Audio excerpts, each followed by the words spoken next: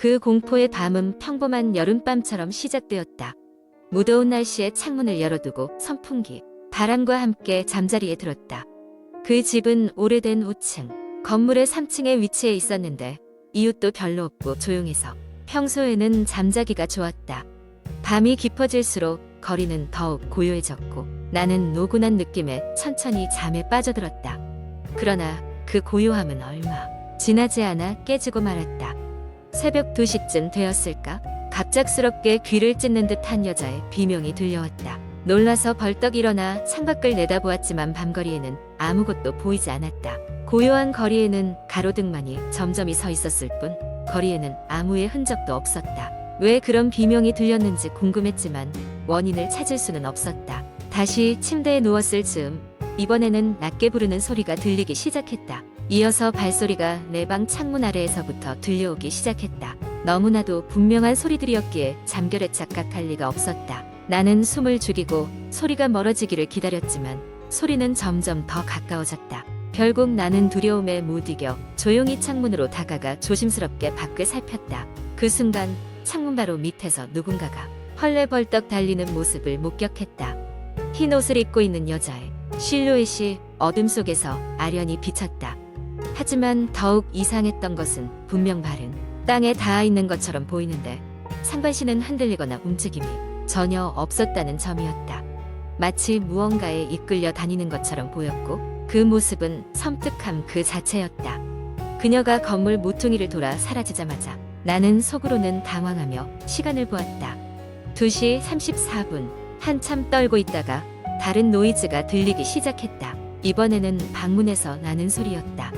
마음을 진정시키고 귀를 기울여 보니 노크 소리처럼 들렸다. 1번, 2번, 3번 일정한 간격을 두고 문을 두드리고 있었다. 나는 입술을 깨물며 두려움에 떨었지만 쉽게 문을 열 수 없었다. 잠시 후 노크 소리가 멈추더니 문 바깥에서 누군가 낮게 중얼거리는 소리가 들려왔다. 희미하게 들리는 그 중얼거림은 마치 내게 말을 거는 것 같았다. 무서운 마음에 이불 속으로 몸을 더욱 깊숙이 감췄지만 그 목소리는 머릿속까지 맴돌았다. 그리고는 순식간에 휙 하고 사라졌다. 아침이 되어 어제의 일들이 꿈이 아니었을까 의심스러웠다. 그러나 문 근처에서는 찬바람이 아침이 되어도 가시지 않았다. 마음을 가다듬고 창문 밖을 둘러봤지만 밤 사이에 어떤 흔적도 발견되지 않았다. 그리고 그날 이후로는 아무런 일도 일어나지 않았다. 마치 아무 일도 없었던 것처럼 평소와 다름없는 나날이 이어졌다.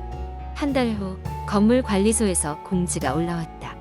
새벽 2시에서 3시 사이 건물 주변을 배회하는 괴상한 형체가 목격되었으니 주의하라는 무서운 내용이었다. 주민들 중에 몇몇이 비슷한 경험을 했다는 것이 밝혀지면서 그날의 악몽이 단순한 환상이 아니었음을 확인했다. 소름 끼치는 경험 뒤에는 내가 알지 못했던 미스터리가 숨겨져 있었고 나는 차마 답을 찾을 용기를 내지 못한 채 그저 시간이 해결해주길 기다려야 했다. 두 번째 이야기. 옛날 한적한 시골 마을에는 작은 초등학교가 하나 있었습니다. 이 학교는 수십 년 전에 지어졌고 이제는 학생 수가 적어 폐교 위기에 처해 있었습니다. 마을 사람들은 학교에 얽힌 하나의 전설을 두려워했습니다. 바로 이 학교에 귀신이 나타난다는 이야기였습니다. 이 공포스러운 이야기는 학교 위 오래된 창고에서 시작됩니다. 창고는 몇 년 전 큰 화재를 겪었고 그 사건 이후로 교직원과 학생 중 몇몇이 정체 모를 소리를 듣기 시작했다고 했습니다. 밤이 되면 창고의 으스스한 나무 문이 스스로 삐걱이며 열리고 누군가가 창고 안에서 발걸음을 옮기는 소리를 들었다고 합니다. 어느 날 고등학생이 된 주인공 민수는 방학을 맞아 할머니 집을 방문하게 되었습니다. 민수의 할머니 집은 그 학교에서 멀지 않은 곳에 있었고 민수는 호기심에 그 학교를 찾아가 보기로 했습니다. 할머니는 귀신 이야기를 듣고 가지 말라고 했지만 호기심 강한 민수는 친구들과 함께 그 학교를 탐험하기로 마음먹었습니다. 어느 흐릿한 날 오후 민수와 친구 3명은 용기를 내어 학교를 찾았습니다.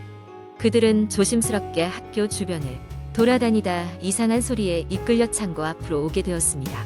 창고 문은 닫혀 있었지만 문틈 사이로 싸늘한 바람이 새어나왔습니다. 친구 중 한 명이 겁을 먹고 돌아가자고 했지만 민수는 무언가에 홀린 듯한 기분으로 문 손잡이를 잡아당겼습니다. 창고 안은 어둡고 차가웠습니다. 먼지가 가득한 공기 속에서 민수는 무언가 낯선 물건을 찾으려 애썼습니다. 그때 친구 중 한 명이 무언가를 발로 찼습니다.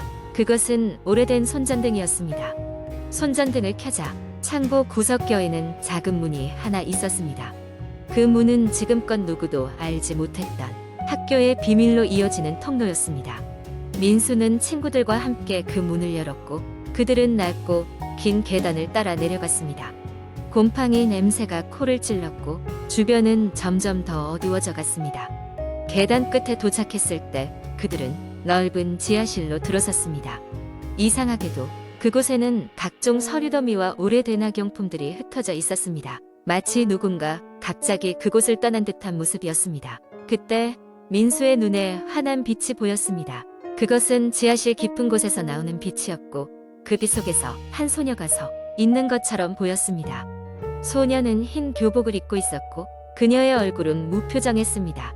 그녀를 본 순간 민수는 심장이 멎는 듯한 공포에 휩싸였습니다. 그러나 이상하게도 그녀의 모습은 어딘지 모르게 낯익었습니다.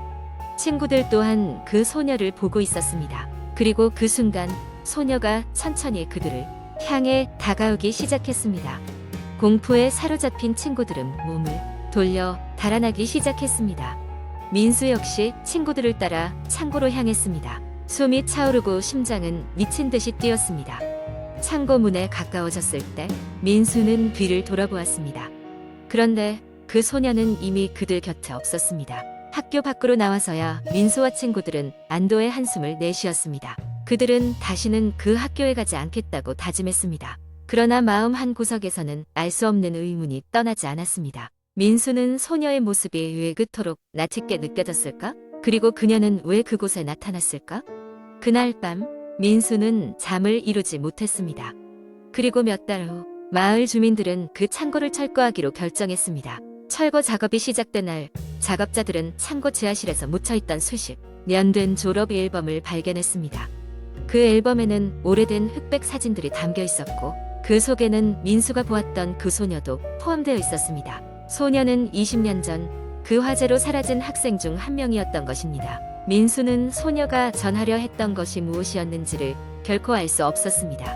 그러나 그녀의 이야기는 그날 이후로도 오래도록 사람들의 머릿속에 남아 있었습니다. 그렇게 학교에 얽힌 귀신 이야기는 마을에서 전설로 남아 사람들은 다시는 그곳에 가지 않았습니다. 그리고 민수는 그날 이후로 더 이상 학교 근처에 가지 않았습니다. 그는 시간이 흐르면서 점점 그 사건을 잊어갔지만 한밤중에 가끔씩 들려오는 창고문 삐걱이는 소리는 아직도 머릿속에 생생하게 남아 있었습니다. 무심코 지나친 밤하늘의 달처럼 세 번째 이야기. 어느 조용한 시골 마을에 오래된 저택이 하나 있었다. 마을 사람들은 그 집을 윌로우 저택이라고 불렀다. 사람들은 윌로우 저택을 피해 다녔고 밤이 되면 그곳 근처에 가기를 꺼려했다. 왜냐하면 그 저택에는 기묘한 일이 일어나고 소문에 의하면 귀신이 출몰한다는 이야기가 전해 내려오고 있었기 때문이다. 몇 년 전 대도시에서 젊은 부부가 마을로 이사를 오게 되었다. 이들은 번잡한 도시 생활에서 벗어나 조용한 삶을 꿈꾸며 마을을 찾았고 마침 목가적인 모습에 이끌려 윌로우 저택으로 들어가기로 결심했다.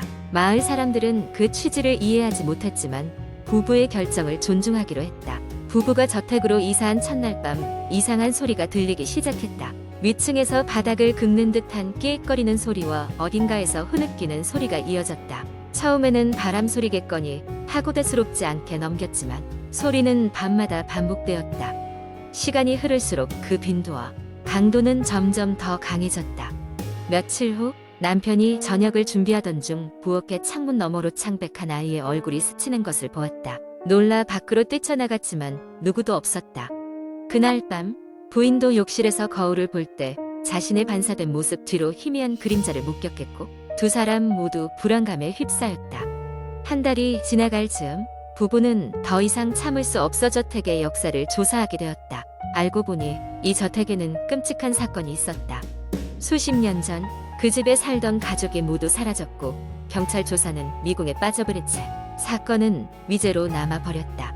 마을 사람들은 그 이후로 저택을 피했고 괴이한 사건들도 잊히지 않고 전해져 내려온 것이었다. 부부는 스스로 모든 것을 해결하기로 다짐하고 집안을 샅샅이 조사하기 시작했다. 그러던 중 지하실에서 오래된 일기장을 발견하게 되었다. 일기장에는 사라진 가족의 가장이 써내려간 끔찍한 내용들이 담겨 있었다. 그 가족은 정체불명의 존재에 시달렸고 결국 그 존재로부터 벗어나지 못하고 종적을 감춘 것으로 보였다. 일기장을 읽는 동안 부부는 점점 강해지는 소리와 앞뒤가 맞지 않는 현실에 점차 휘말려 들어갔다. 그 괴기한 존재는 그들의 이름을 속삭였으며 이제는 대낮에도 부부의 주변을 맴돌았다. 두 사람은 두려움에 떨며 저택을 정리하고 떠나기로 결심했지만 이상하게도 이사를 가려 할 때마다 뭔가에 막히는 듯한 느낌에 발길이 떨어지지 않았다. 어둠이 지배하는 어느 날 밤 부부는 다시 한번 흐느끼는 소리로 잠에서 깼다. 이제는 그 소리가 너무나 가까이에서 들려왔고 그들은 용기를 내어 소리가 나는 방향으로 걸어갔다. 한쪽 방문을 열었을 때 그곳에는 아이의 그림자가 벽장 쪽을 가리키고 있었다. 다급히 벽장을 열었을 때 그 안에서는 그토록 찾아 헤매던 가족의 유해와 그 정체불명의 존재와 얽힌 저주에서 벗어나지 못한 흔적들이 모습을 드러냈다. 이후로 그 부부는 마을 사람들의 도움을 받아 저택을 떠났고 윌로우 저택은 다시금 텅 빈 채로 남게 되었다. 그러나 그곳을 지나갈 때마다 윌로우 저택에서는 언제나 바람에 실린 듯한 흐느끼는 소리가 들려왔다고 한다. 마을 사람들은 다시는 그곳에 들어가지 않았고 저택은 시간이 지나면서 점점 더 깊은 숲속으로 사라져갔다. 이런 이야기는 듣는 사람들에게 가위 눌림을 안겨주었고 그 이후로도 윌로우 저택에 대한 공포 이야기는 잊혀지지 않았다. 어느 날 누군가가 용기를 내어 그곳에 가기를 결심하지 않는 이상 윌로우 저택의 비밀은 영원히 미궁 속에 사라진 채로 남게 될 것이라는 말과 함께